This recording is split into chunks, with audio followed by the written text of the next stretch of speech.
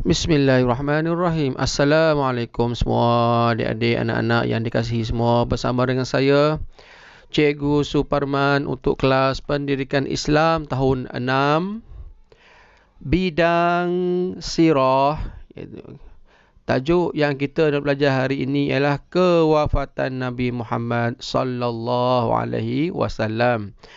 Kematian ataupun meninggalnya Nabi Muhammad sallallahu alaihi wasallam, maksud wafat tu.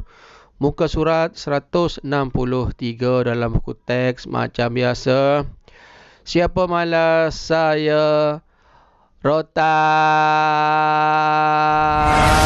Jom kita belajar bersama-sama. Jangan malas-malas, kita kena rajin. Bangun, bangun. Bangun, bangun. Jom kita tengok. Okey, Masjid Nabi Muhammad bersabda kepada Muaz bin Jabal ketika beliau hendak berangkat ke Yaman, "Wahai Muaz, kemungkinan kamu tidak akan dapat bertemu lagi dengan aku selepas tahun ini. Semoga kamu akan melalui masjidku atau perkuburanku."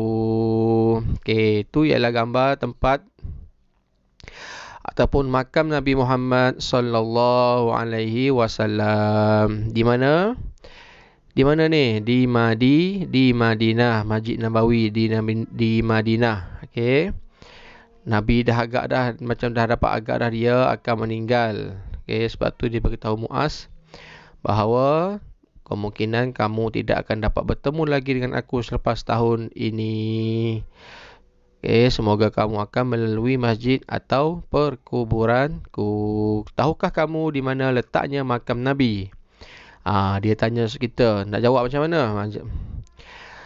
Makam Nabi terletaknya di Masjid Nabawi di Madinah. Bukan di Mekah. Nabi meninggal di Madinah, bukan di Mekah.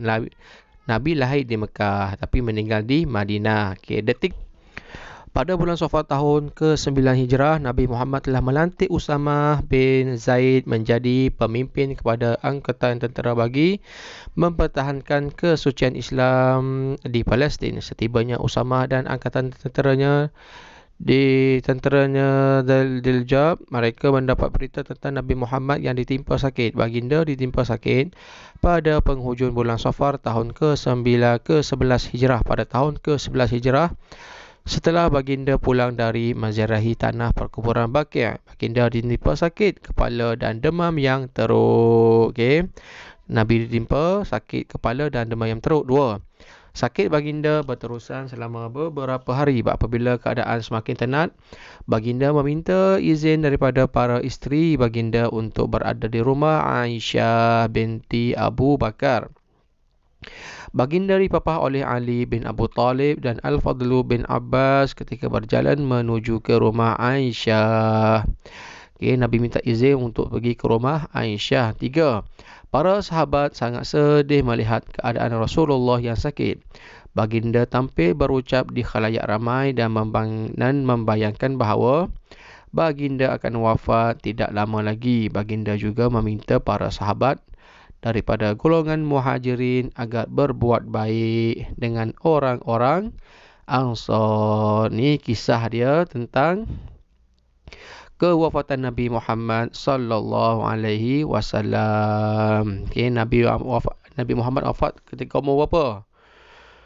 Tahu tak? Ketika Nabi berumur 63 tahun. Ingat Nabi wafat pada umur 63 tahun. Seterusnya jom kita tengok. Walaupun baginda sakit, baginda tetap menunaikan solat berjemaah di masjid. Tengok kehebatan Nabi. Nabi sakit, masih lagi solat berjemaah di masjid. Kita demam sikit, tak nak pergi solat di masjid. Apabila keadaan Nabi semakin lemah, baginda meminta Abu Bakar As-Siddiq menjadi imam solat menggantikan baginda. Abu Bakar As-Siddiq menjadi imam solat menggantikan baginda. 12 Rabiul Awal, ketika para sahabat sedang menunaikan solat subuh berjemaah, baginda menyelak tirai pintu rumah Aisyah dan melihat ke arah mereka sambil tersenyum. Perbuatan Nabi disedari oleh orang ramai dan mereka gembira kerana menyangka baginda sudah sihat dan akan menjadi imam.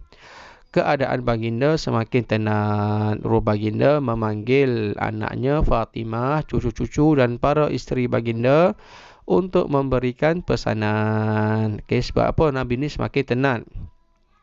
Baginda meninggalkan pesanan berulang kali kepada umat agar memelihara solat. Okay, ingat, memelihara solat, jaga solat. Ketika hampir sangat kewafatan Nabi, Abdul Rahman datang bertemu baginda dengan membawa kayu siwak. Baginda memberikan isyarat kepada Aisyah bahawa baginda hendak bersiwak. Bersiwak ni maksud dia apa? Bersugi.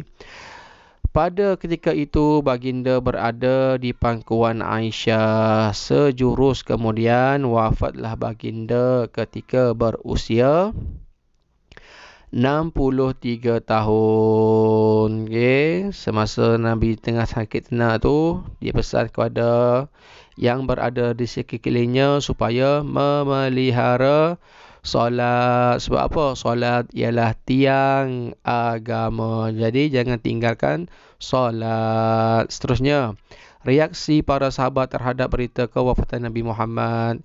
Suasana di Madinah diselubungi rasa pilu apabila berita kewafatan Nabi tersebar. Para sahabat sangat sedih dan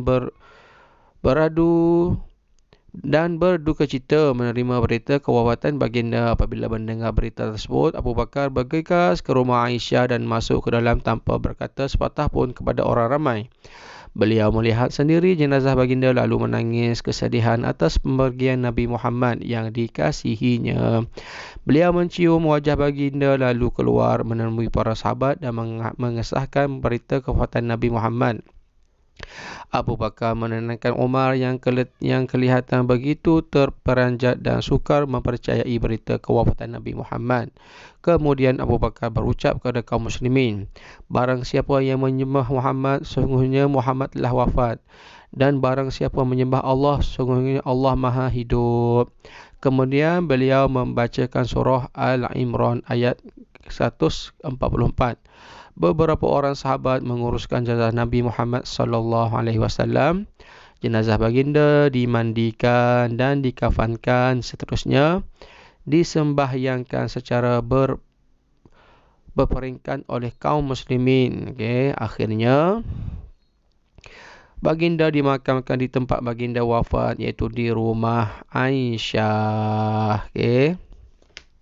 Sampai sekarang masih lagi ada makam ataupun kubur Nabi Muhammad sallallahu alaihi wasallam sekiranya kita pergi ke Mekah atau pergi ke Madinah. Okey, seterusnya kesan daripada peristiwa kewafatan Nabi Muhammad. Yang pertama, tengok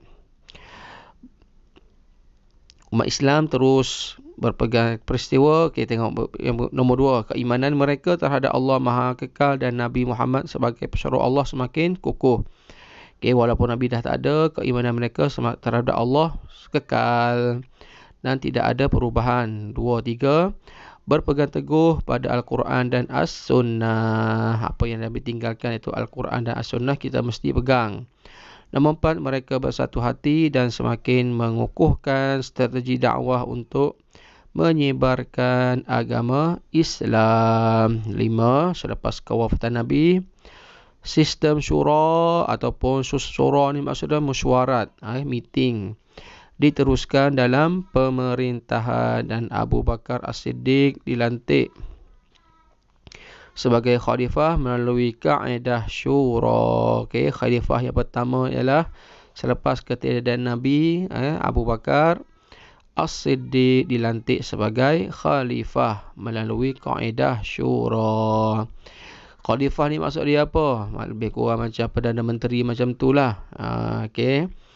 Abu Bakar mengetahui selepas kewafatan Nabi Muhammad sallallahu alaihi wasallam, sehingga Islam apa yang kita nikmati pada hari ini tersebar ke seluruh dunia, termasuklah ke negara kita, negara Malaysia yang tercinta, sebuah negara Islam.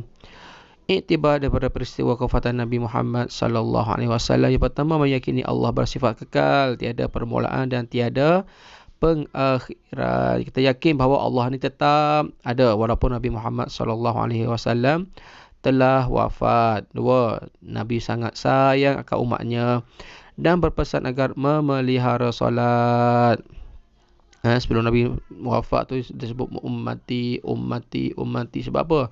Dia sayang kepada umat dia supaya memelihara solat. Sebab apa? Dalam kubur pun kita akan ditanya pertama kali oleh malaikat tentang solat kita. Kita buat ke tak? Kita buat sambil lewa ke tak? Sungguh-sungguh ke tak? Okey, tengok nombor 3. Abu Bakar As-Siddiq sentiasa membantu dan menyokong baginda sama ada dalam keadaan senang ataupun susah. Okey, kita mestilah berusaha menjadi sahabat yang baik, menasihati dan sentiasa bersedia memanturakan dalam perkara kebaikan dan bukan dalam perkara kemungkaran. 4. Usamah bin Zaid dilantik mengetuai angkatan tentera pada usia yang muda. Okey, Usamah bin Zaid dilantik menjadi angkatan tentera. Okey, sampai sini saja untuk pelajaran pada hari ini. Macam biasa, tolong like, share dan subscribe. Semoga bermanfaat untuk mereka yang menonton. Jumpa lagi. Assalamualaikum.